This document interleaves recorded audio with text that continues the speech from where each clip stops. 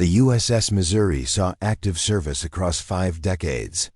Commissioned in the final year of World War II, the ship provided heavy gunfire support in the Pacific, off the coast of Korea, and eventually in the Persian Gulf during Operation Desert Storm.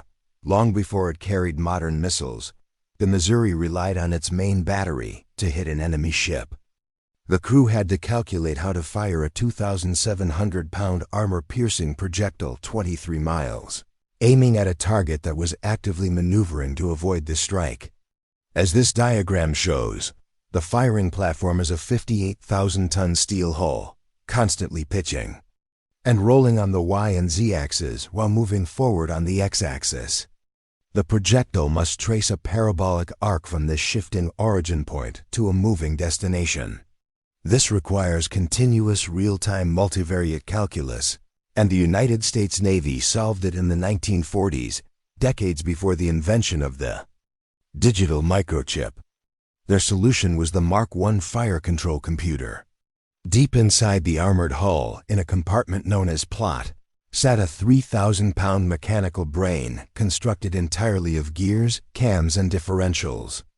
To understand why the Missouri remained effective through 50 years of technological change, we have to look at how this mechanical system functioned and the physical limits that eventually forced a transition to digital logic. The targeting process began high above the water. On top of the ship's superstructure, Mark 37 and 38 directors tracked the enemy using optical stereoscopic rangefinders and Mark 8 fire control radar. Observing the target was only the first step. The crew had to transmit that tracking data down through the ship's armored decks into the plotting room to feed the Mark I computer. They accomplished this using devices called synchros. When the mass director turned, the synchro converted that rotation into electrical voltage. This signal traveled down the wiring and drove a servo motor on the computer, synchronizing a brass gear below the deck with the steel director above. Now the computer had the target's bearing and range. But because the Missouri was rocking on the waves, those raw numbers were constantly changing, even if the enemy ship was stationary. To isolate targeting data from the ocean's motion, the system relied on a gyroscope called the stable vertical. It maintained a true horizontal plane regardless of the waves.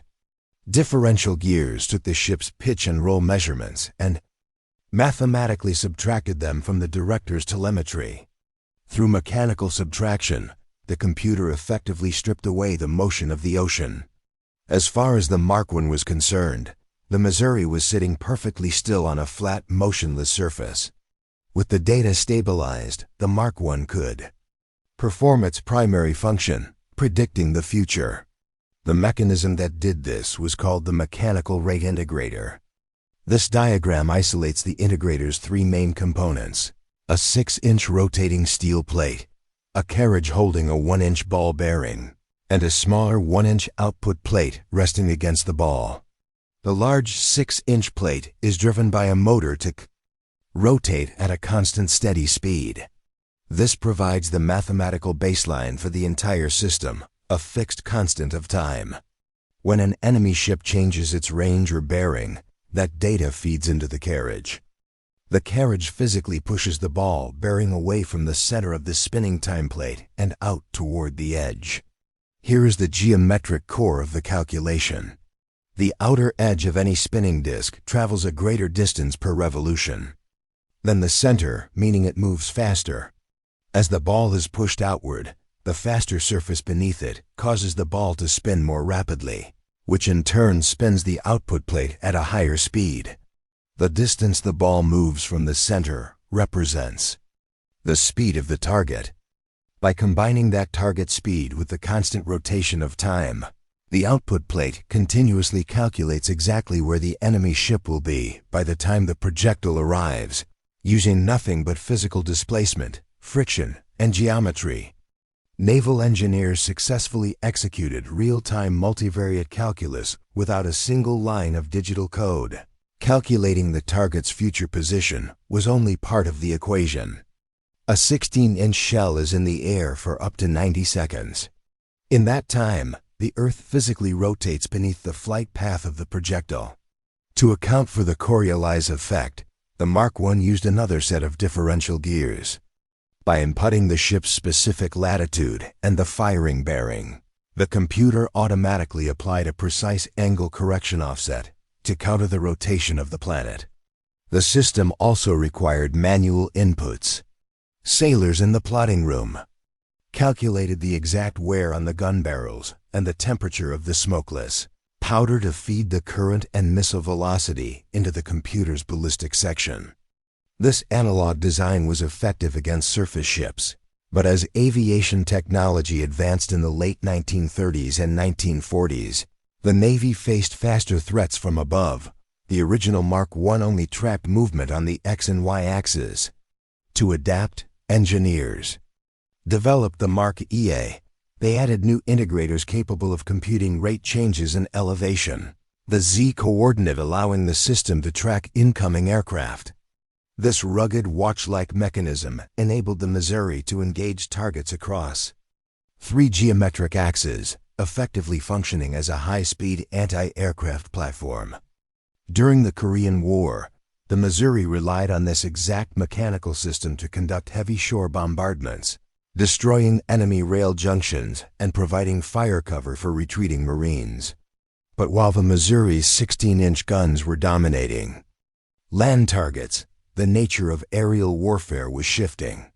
Jet engines were replacing propellers, drastically increasing the speed of enemy aircraft. This acceleration exposed a hard physical ceiling in the Mark II's tracking capability. The computer was designed to calculate a maximum target speed of roughly 650 knots. The limitation was structural. Inside the mechanical rate integrator, the carriage simply could not push the ball bearing any further outward than the 3-inch edge of the rotating disc. Target speeds had outgrown the gear ratios. The laws of physics dictated that steel gears could no longer spin fast enough to track supersonic anti-ship missiles.